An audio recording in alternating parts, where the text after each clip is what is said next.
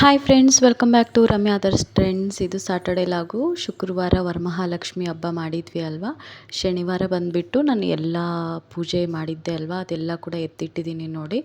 So ಬೇಗ ಬೇಗ ಎತ್ತಿಟ್ಟು ಹೊಡೆದಿರೋ ಕಾಯಿ, ಹಣ್ಣು, ಹೂವು ಎಲ್ಲ ಕೂಡ ಸಪ್ರೇಟ್ ಮಾಡಿಟ್ಬಿಟ್ಟು ಎಲ್ಲ ಎತ್ತಿಟ್ಟಿದ್ದೀನಿ. ಈ ಕಾಯೊಂದು ಜೋಡಿಸ್ಕೋಬೇಕು, ಉಳಿದಿದ್ದೆಲ್ಲ ಕೂಡ ಜೋಡಿಸ್ಬಿಟ್ಟಿದ್ದೀನಿ ಆಲ್ರೆಡಿ. ಫ್ರೆಂಡ್ಸ್, ನಾನು ಅರಶಿನ ಕುಂಕುಮಕ್ಕೆ ಹೋಗಿದ್ದೆ ಅಲ್ವಾ, ಅಲ್ಲಿ ಕೊಟ್ಟಿರ್ತಕ್ಕಂಥ ಗಿಫ್ಟ್ಸು ಇವು.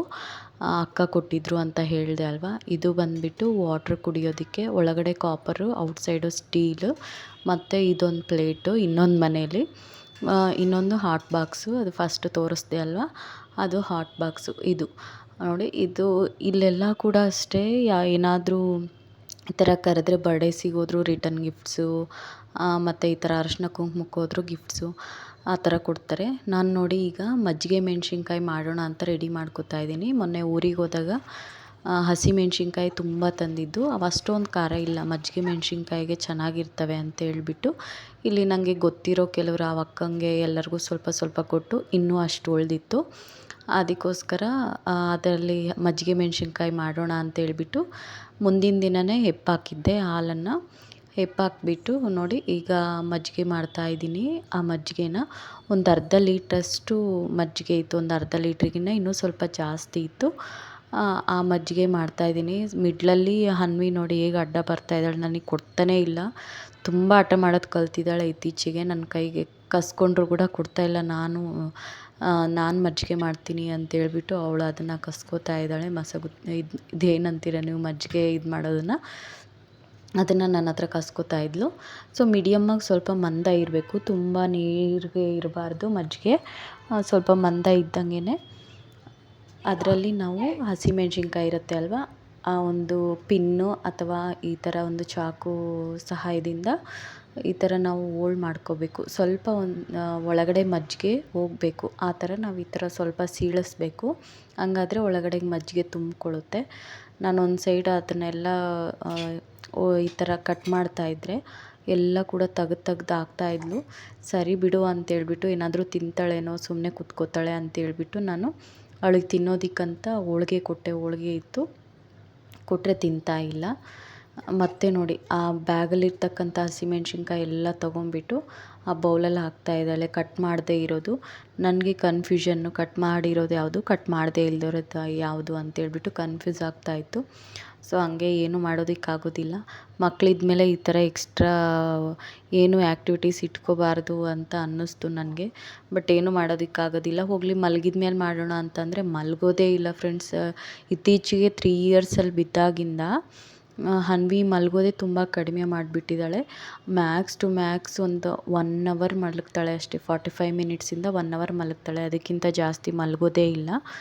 ಸೊ ನೋಡಿ ಈಗ ನಾನು ಎಲ್ಲವೂ ಕೂಡ ಈ ಥರ ಕಟ್ ಮಾಡಿಬಿಟ್ಟು ಹೋಳು ಮಾಡಿ ಹಾಕ್ತಾಯಿದ್ದೀನಿ ಫ್ರೆಂಡ್ಸ್. ಇದು ಸಾಂಬಾರಿಗಾಗಿರ್ಬೋದು, ಪಪ್ಪಿಗೆ, ಈ ಥರ ಕಾಂಬಿನೇಷನಿಗೆ, ರಸಮ್ಮಿಗೆ ತುಂಬ ಚೆನ್ನಾಗಿರುತ್ತೆ ಮಜ್ಜಿಗೆ ಮೆಣ್ಸಿನ್ಕಾಯಿ.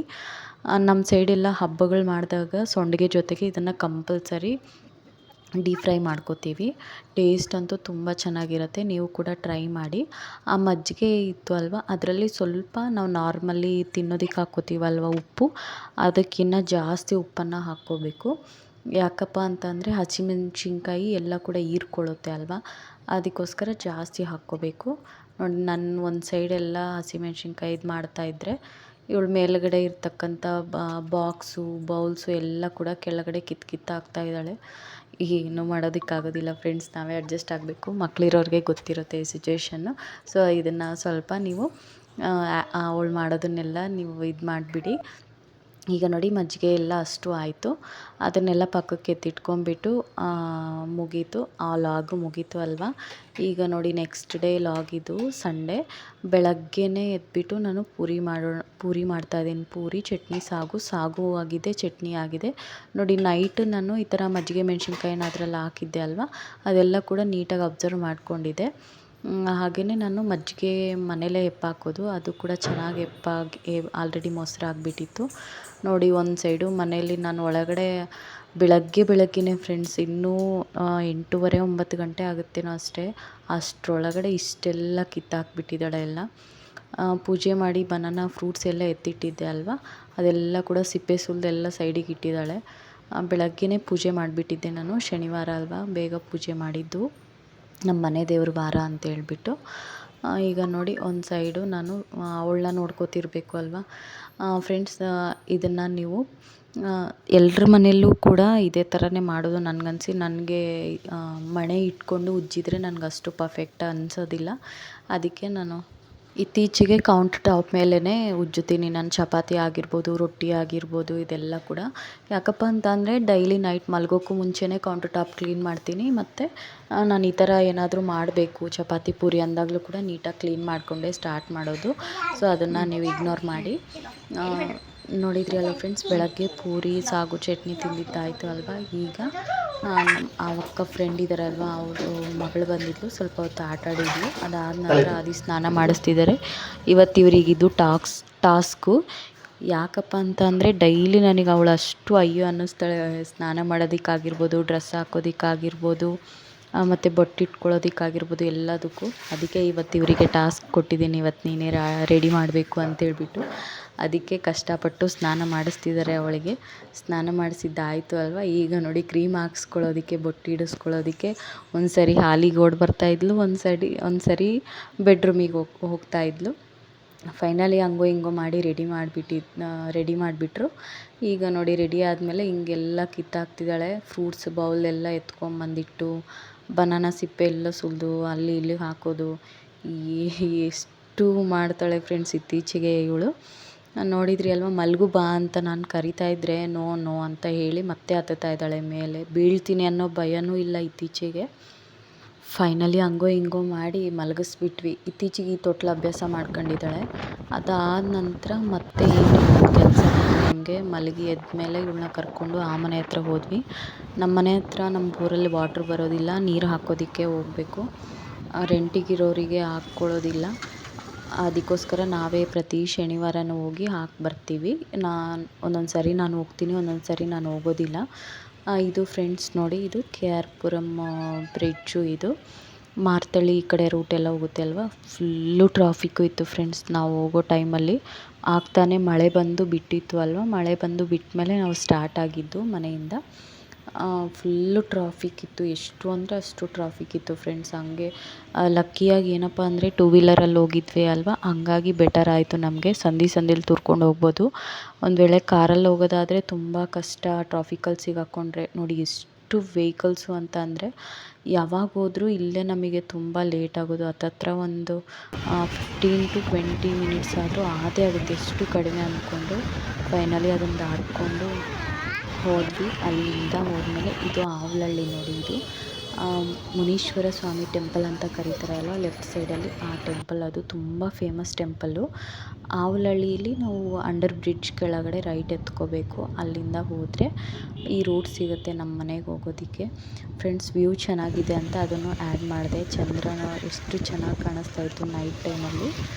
ಫುಲ್ಲು ಪೂರ್ತಿ ಚಂದ್ರ, ಅಂದರೆ ಹುಣ್ಣಿಮೆ ಹತ್ರ ಬರ್ತಾಯಿದೆ ಅಲ್ವಾ, ಪೂರ್ಣ ಚಂದ್ರ ಕಾಣ್ತಾ ಇದ್ದ. ಇದು ನೋಡಿ ನಾರಾಯಣ ಕಾಲೇಜು. ನಮ್ಮ ಮನೆ ಮುಂದೆಗಡೆ ಈ ನಾರಾಯಣ ಕಾಲೇಜಿಂದ ನಾವು ಹಿಂದೆಗಡೆ ಆ ಕಡೆ ಟರ್ನ್ ಮಾಡ್ಕೊಂಡು ಹೋದ್ರೇ ನಮ್ಮ ಮನೆ ಬರುತ್ತೆ ಬ್ಯಾಕ್ ಸೈಡಲ್ಲಿ. ಇದು ಬಂದುಬಿಟ್ಟು ಗರ್ಲ್ಸ್ ಕಾಲೇಜು ಫ್ರೆಂಡ್ಸ್. ಇದು ಜೆಂಟ್ಸ್ದಲ್ಲ, ಓನ್ಲಿ ಗರ್ಲ್ಸು. ಕಾಲೇಜು ಮತ್ತು ಹಾಸ್ಟೆಲ್ಲು ಎರಡೂ ಇರುತ್ತೆ ಇದರಲ್ಲಿ. ಸೊ ಲಕ್ಕಿಯಾಗಿ ನಮಗೇನಪ್ಪ ಅಂದರೆ, ನಾವು ಒಂದು ವೇಳೆ ಅಲ್ಲಿಗೆ ಹೋದ್ಮೇಲೆ ಅನ್ವಿ ಸ್ಕೂಲು, ಕಾಲೇಜು ಎಲ್ಲ ಕೂಡ ಒಂದೇ ಹತ್ರ ಇರುತ್ತೆ. ನೋಡಿ ಪಕ್ಕ ಕಾಲೇಜು ಹೋಯ್ತು ಅಲ್ವಾ, ಅಲ್ಲಿ ಲೈಟ್ ಕಾಣೋ ಹತ್ರ ಟರ್ನ್ ಮಾಡಿಕೊಂಡ್ರೆ ಇದು ನಮ್ಮ ಮನೆ ಏರಿಯಾ. ಇದು ಎಂಟ್ರಿ. ಇಲ್ಲೆಲ್ಲ ಹೊಸ ಮನೆಗಳಾಗ್ಬಿಟ್ಟಿದೆ ಫ್ರೆಂಡ್ಸ್. ನಾನು ತುಂಬ ದಿನ ಆಯ್ತಲ್ವ ಹೋಗಿ. ಖಾಲಿ ಇರೋ ಪ್ಲೇಸಸ್ಸಲ್ಲೆಲ್ಲ ಕೂಡ ಮನೆಗಳು ಕಟ್ಬಿಟ್ಟಿದ್ದಾರೆ. ಫೈನಲಿ ನಮ್ಮ ಮನೆಗೆ ರೀಚ್ ಆದ್ವಿ. ಇದು ಬಂದುಬಿಟ್ಟು ಫಸ್ಟ್ ಫ್ಲೋರು. ರೆಂಟಿಗೆ ಕೊಟ್ಟಿದ್ದೀವಿ ಅಲ್ವಾ, ಅವರು ಒಳಗಡೆ ಎಲ್ಲ ಮಳೆ ಬಂದಿದೆ ಅಲ್ವಾ, ಅಲ್ಲಲ್ಲಿ ನೀರು ನಿಂತ್ಕೊಂಡ್ಬಿಟ್ಟಿತ್ತು. ಅದಾದ ನಂತರ ಇವರೆಲ್ಲ ಸ್ವಲ್ಪ ಮೆಸ್ಸಿ ಮಾಡಿದ್ದಾರೆ. ಸರಿ ಬಿಡು, ಇಬ್ಬರು ಮಕ್ಕಳಿದ್ದಾರೆ ಅವರಿಗೆ, ಅದಕ್ಕೆ ನಾನು ಸುಮ್ಮನೆ ಅದೇನು ಹೇಳೋದಕ್ಕೆ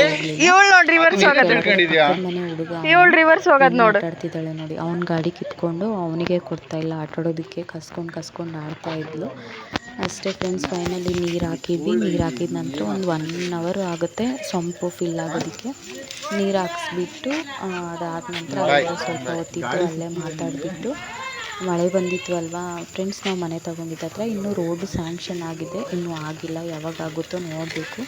ಸ್ವಲ್ಪ ಹೊತ್ತು ಅಲ್ಲೇ ಆಟಾಡಿದ್ಲು ಹಂಗೆ. వచ్చేకే కిందకి వెనుక